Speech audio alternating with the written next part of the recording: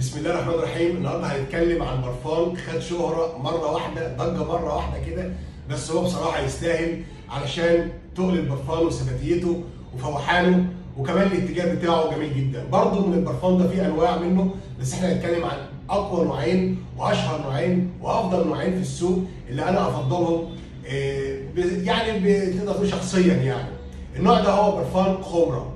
خمرة في منه نوعين مشهورين، خمرة كافيه اللي هو قهوة، وفي خمره تاني اللي هو الخمره اللي مدي على الشرقي اللي داخل فيه الاخشاب والعود البسيط.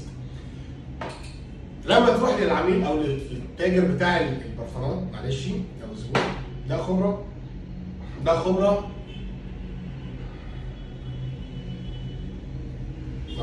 ده فيه الزنجبيل وفيه القهوه مع الحبهان ظاهرين جدا. كافيه، ده خمره كافيه، ده خمره كافيه. القهوه ظاهره فيه، القاعده بتاعته فيها قهوه، فيها حبهان.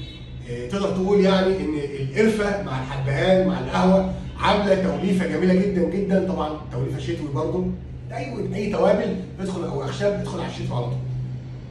ده خمره كافيه عشان نبقى احنا عارفين، او خمره قهوه زي ما بيتقال يعني في السوق، عشان تبقى انت عارف لما تيجي تطلب خمره تقول انا عايز خمره عود او خمره قهوه. طب نشم بقى الخمره العود.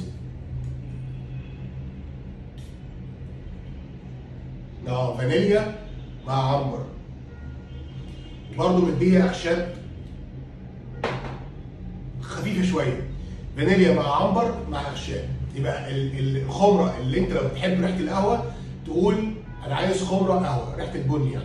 خمره قهوه دي جميله جدا وثباتيها. انا شخصيا بحب خمره قهوه لان انا بحب ريحه القهوه قوي قوي يعني. الحاجه الثانيه لو عايز تقول مثلا خمره عود، اللي هي انت ما بتحبش القهوه تعملها حساسيه او تظهر اي سبب ما، تقول انا عايز الخمره العود اللي هي في قلبها عنبر وفانيليا وفيها اخشاب بسيطه في القاعده بتاعتها. يبقى انت كده عرفت النوعين من الخمره، تقدر تروح تطلبهم وانت فاهم انت تطلب ايه من تاجر العطور، عشان تبقى عارف طلبك وما تدفعش فلوس في حاجه انت مش محتاجها في الاخر. شكرا والسلام عليكم ورحمه الله وبركاته.